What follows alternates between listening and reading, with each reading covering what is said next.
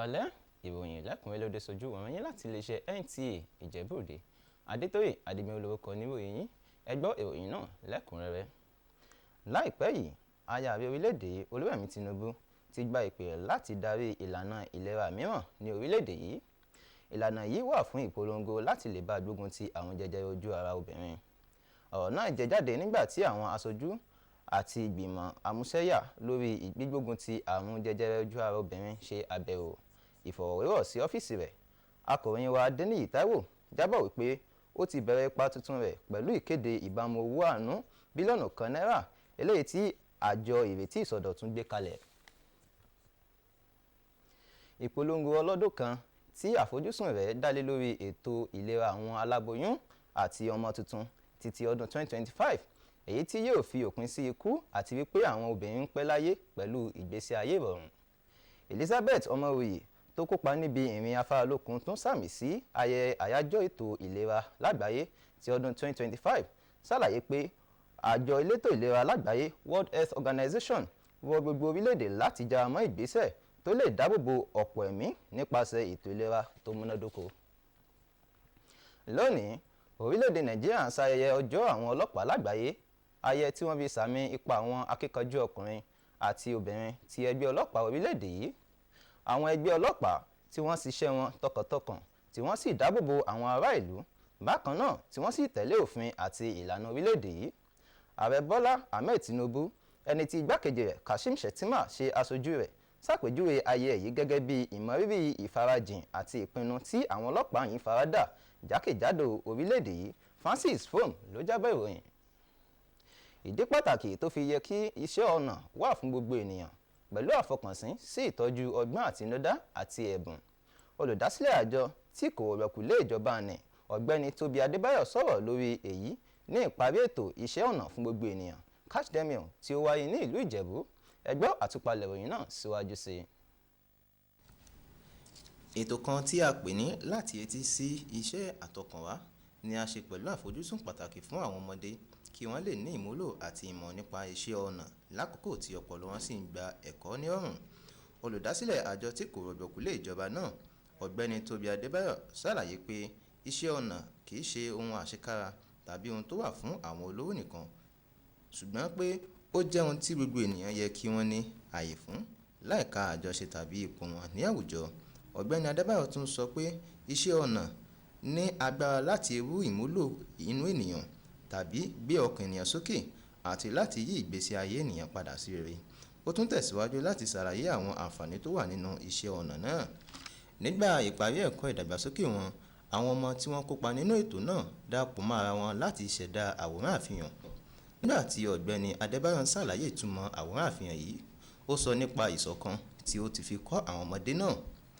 Díẹ̀ nínú àwọn ọmọ tó kópa ti fi ẹ̀mí ìmoore hàn sí àwọn tó ṣàgbékalẹ̀ ètò náà, wọ́n sì ṣe ìmọ̀lára wọn lórí bí ètò náà ṣe tayọ. Nígbà tí wọ́n sọ̀rọ̀ nípa àfojúsùn àjọ náà àti àwọn ìpèníjà tí ètò náà ń dojúkọ, olùdásílẹ̀ àti àwọn alábàáṣe fi hàn pé wọ́n ti gbé ìlànà tó yẹ kalẹ̀ láti lè ṣàṣeyọrí àwọn èrò àti ìmúlò tí wọ́n ti fi sílẹ̀. Nígbà tí ètò náà wá sí òpin pẹ̀lú oríṣiríṣi iṣẹ́ ayẹyẹ àti ìfarahàn láti àwọn ọ̀dọ́mọdé láti Ìjẹ̀bú. Ní ìbámu pẹ̀lú ètò ìsọdọ̀tun ìrètí ìràpadà ní ẹ̀ka ètò ìpèsè iṣẹ́, àjọ tó wà fún ìpèsè iṣẹ́ ní orílẹ̀-èdè yìí ti fa ilé ìtajà mẹ́rin lé àwọn olùgbé ìlú Ìlá-Ọ̀ràngún tó wà ní ìpínlẹ̀ Ọ̀ṣun lọ́wọ́. Káyọ̀dé Ọládosù jábọ̀ ìròyìn pé àwọn tó jẹ àǹfààní ìbùsọ̀ náà ń dúpẹ́ lọ́wọ́ ìjọba àpapọ̀ pẹ̀lú àlàyé pé yóò ràn wọ́n lọ́wọ́ láti mú ìlọsíwájú bá ètò ọrọ̀ ajé ìpínlẹ̀ Ọ̀ṣun. Ẹ gbọ́ ìròyìn náà síwájú sí i. Nínú oṣù kínní ọdún 2025 ni àjọ tó ń bá ní wá iṣẹ́ ṣe ìfilọ́lẹ̀ ilé ìtajà oníyàrá mẹ́rin yìí ní agbègbè Òkè-Ọlá ní ìlú Ìlá-Ọ̀ràngún nípínlẹ̀ Ọ̀ṣun. Yàrá ìtajà mẹ́rin wọ̀nyí ó ní wọ́n ti parí tí wọ́n sì ti fà lé àwọn agbègbè yìí lọ́wọ́. Àwọn yàrá ìtajà wọ̀nyí ni wọ́n ṣe àgbékalẹ̀ kíkọ́ rẹ̀ lábẹ́ ìrètí ọ̀tun nípa bíbániwá iṣẹ́ èyí tí Ààrẹ Bọ́lá Ahmed Tinubu ṣàgbékalẹ̀ rẹ̀. Èyí ni wọ́n ní ìrètí wà fún láti pèsè àǹfààní tó yẹ fún àwọn olùtajà àti àwọn akọ́ṣẹ́ láti lè jẹ́ kí ètò ọrọ̀ ajé ní agbègbè wọn kó rú gọ́gọ́ kí ìpèsè iṣẹ́ kó sì wà fún mùtúmùwà. Adarí àgbà fún àjọ ìbániwáṣẹ́ nílẹ̀ yìí, ẹni tí wọ́n ṣojú fún níbi ètò náà, jẹ́ kó di mímọ̀ pé ìjọba àpapọ̀ kò ní tẹ́tí láti máa pèsè iṣẹ́ tó péye fún àwọn ọmọ orílẹ̀-èdè Nàìjíríà.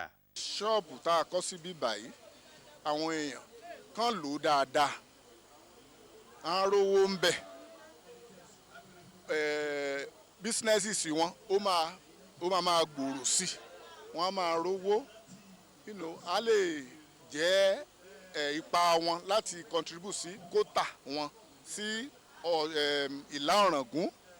Nígbà tí ó ń tẹ́wọ́ gba yàrá ìtajà wọ̀nyí lórúkọ agbègbè náà, ọ̀ràngún ti ìlú Ìlá Ọba Abdulwahab Olúkáyọ̀dé Oyèdọ̀tun ké sí àwọn olùtajà tí wọ́n yóò máa lo ibẹ̀ pé kí wọ́n lò ó bó ti tọ́ àti bí ó ti yẹ. tí yóò máa lo ṣọ́ọ̀bù yìí àwọn ìyá lọ́jà kí wọ́n di gẹ́gẹ́ bí ẹgbẹ́ ẹrú wọn kí wọ́n sì lò dáadáa, wọ́n yẹ kí aburú ṣe pẹ̀lú wọ́n ṣe security. wọ́n ṣe ìjọba ṣe o, wọ́n ṣe gan-an ni ọjà tí wọ́n fún wa yìí wọ́n ṣe ó wú mi lórí gan-an, ọlọ́jà náà pẹ́ o. lágbára Ọlọ́run adẹ́ẹ̀dúpẹ́ lọ́wọ́ ìjọba àpapọ̀ tó gbé ọjà gbogbo àgbáyé tó gbé wá sí ìlú Ọ̀ràngún. Pẹ̀lú ìmúlọ́kànlé láti máa pèsè iṣẹ́ fún mùtúmùwà lórílẹ̀‐èdè yìí, irúfẹ́ ibùdó ìtajà yìí ó ní wọ́n ṣe ìfilọ́lẹ̀ rẹ̀ káàkiri àwọn ìpínlẹ̀ 5 ẹyọ kọ̀ọ̀kan láti ẹkùn ìdìbò tó wà lórílẹ̀‐èdè Nàìjíríà. Káàdé Ọládòṣù ló ti ń jábọ̀ ròyìn fún iléeṣẹ́ NTA.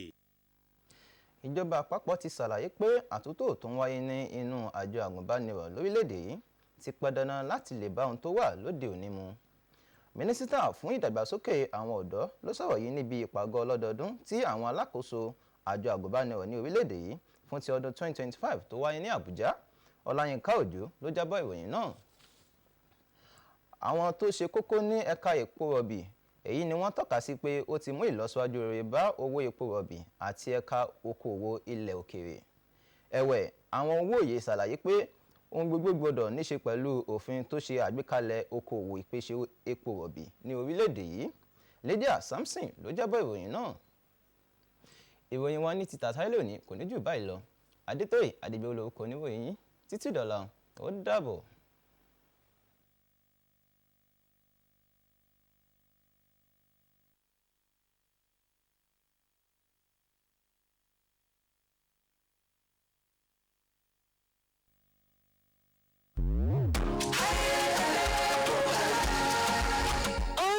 Wonderful world of SureClean detergent. Oh yes, you can have a clean and bright wash with SureClean. SureClean detergent is tough on stains, gentle on your hands, and leaves clothes smelling fresh. Oh see, for clean white and all colors, SureClean detergent makes you shine. As you spread it all, you can see the shine of SureClean brightness. Now, wear your smile with pride and nothing to hide. SureClean detergent makes your family clean and happy. SureClean detergent. Happiness with every wash.